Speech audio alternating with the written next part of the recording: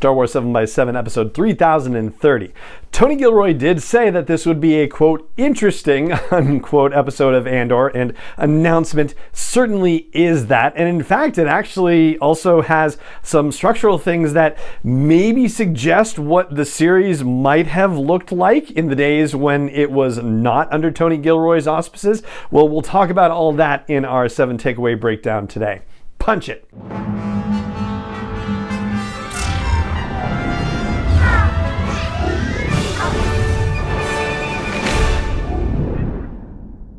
Hey Rebel Rouser, I'm Alan Voivod and this is Star Wars 7x7, your daily dose of Star Wars joy.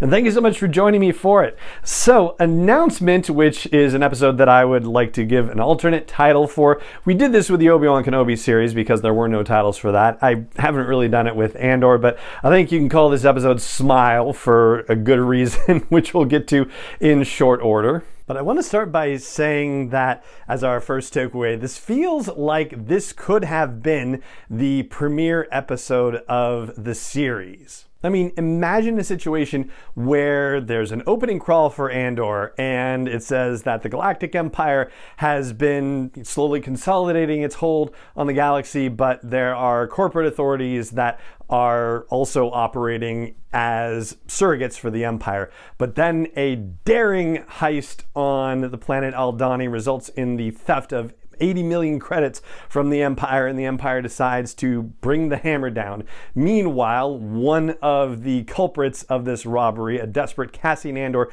returns to his home planet of Ferrix to try to help his family escape. And if you were to do that, then the scenes with Luthen and Mon Mothma work, the scenes with Mon Mothma and her old Chandrilan friend work, the scenes with the Imperial Security Bureau work, even the scene with Cassian going to the party planet and getting arrested and thrown in prison for 6 years, that still works as a first episode setup. But of course, that's not actually what happens with the series as it's being presented to us. It just seems fascinating that we have 2 complete 3-episode story arcs and then we have this one-off episode, and its purpose really is to set up the next 3 episodes. But now let's talk about the specific characters that we've been following and how they are set up for what's happening in the next story arc. We have Cassian, of course, who does exactly what we thought he was going to do. He comes back to Ferrix and he's there to take Marva and B2EMO off-world, someplace nice and warm and wonderful. But instead, Marva is energized by the actions on Aldhani, which Cassian doesn't share with her to protect her, ostensibly. So instead, Cassian takes off for the party planet and gets rounded up there in a very unjust fashion, and we're going to explore that in the deeper dive situation. But suddenly, he is sentenced to prison without a trial for 6 years. And so basically, we're going to see him dropped into this prison situation for the next story arc, and he is apparently going to break out of prison at that point. And you can see a situation where, as we've talked about in previous episodes, looking at how Cassian goes from the man we meet at the very beginning of the series to who we eventually meet at Rogue One, the growth has been kind of slow, but this is certainly a situation where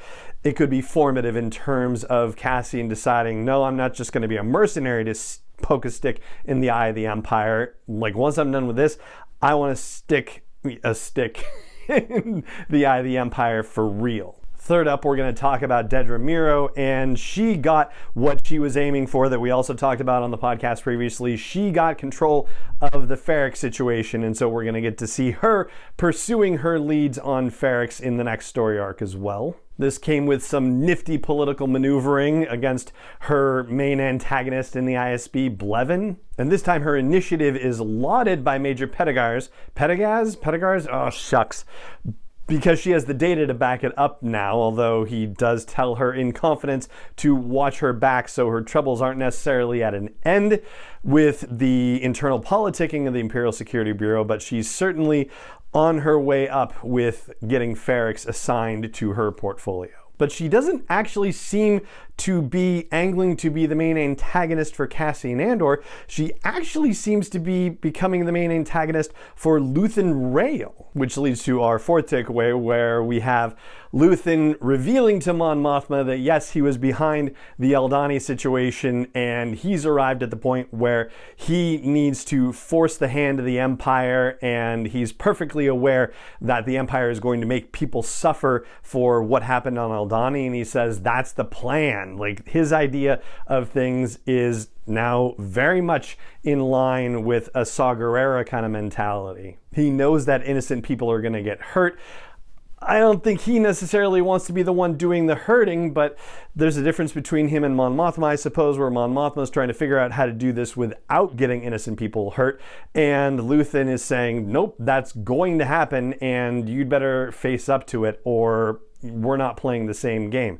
Well, I don't think Mon is playing the same game at this point, so this may be where the two of them break. And as we've talked about previously, he doesn't need Mon Mothma's money anymore. He's got millions upon millions of credits to fund his own operations. Way more, I think, than what Mon Mothma was ever offering him in the first place. So he is now completely financially independent, and because of the fact that it sounds like he's philosophically further down the line of what is going to be acceptable in terms of rebellion from where Mon Mothma is, yeah, he's going to be funding operations that she would not necessarily be agreeing to, per se. So let's talk about Mon as our fifth takeaway. I think I'm keeping track of this.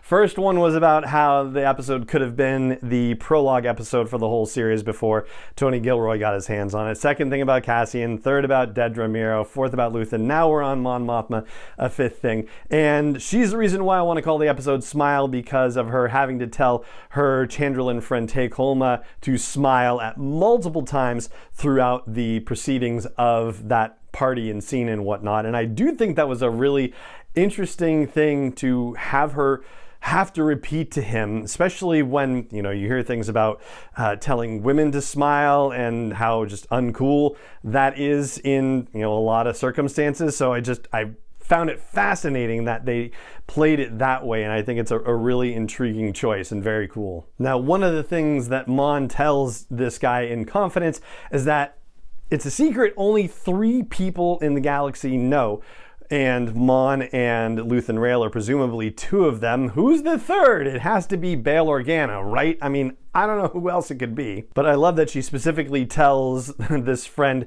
not to discuss it with Perrin because he's not to be trusted. Oh, he surely is not to be trusted at all. But even what she tells this guy is really limited and compartmentalized in terms of, yeah, I'm setting up a charitable foundation and he's basically going to help her access some of her family funds that she's been having difficulty accessing, and he wants to know why, and she says, yeah, I'm not going to tell you, and it's better that you don't know anyway. And he seems open to the idea. Certainly he gives hints and intimations that his politics are definitely not aligned with the Empire. And at this point it seems very unlikely that he would do something nefarious like sell her out or rat on her to Perrin or anything like that, because she's still involved with the Senate and the workings of the Galactic Empire. She doesn't get chased out of there until a couple of years later, so it seems like there's not going to be any scandal at this point. But it's also hard to understand how Mon Mothma is actually going to use the money when it seems like her major way of doing business is communicating with Luthen Rael to get him the money to then fund these other groups that they have going. It doesn't seem like she's in contact with any other groups, especially if she's saying that there are only 3 people that know about these things, unless she's funneling money to Bail Organa, who is doing some things also. But that might have to do with materials and supplies and setting up rebel bases and all of that kind of thing. For a sixth thing, I want to talk about the flashback sequences that we see. Yay, we get flashbacks again, which is great. So we see how Cassian's adoptive father, is killed, and it is a tragic situation that is also reflected in what happens to Cassian later in the episode, in that it's a bit of mistaken identity / mistaken activity, right? Because Clem is trying to stop people on Ferrix from throwing rocks at the clone troopers, and instead he is apparently accused of being part of that and is hung for it as a result. So very unjustly punished for this situation. Same thing happens to Cassian Cassian at the end of the episode, where he is just seeing all these random people running around and away, and a shore trooper says, "Oh, you must be part of this. Why are you sweating? And, why are you all looking around? And you look suspicious. And I'm putting you in prison and putting you in for trumped up charges and whatnot." So yes, echoed there. The thing that I'm not too sure about is whether this invalidates more of Cassian's backstory. According to the Rogue One visual guide, we've been told that his father was killed at the Karita Military Academy, and what we see in Andor shows Clem being killed on Ferrix.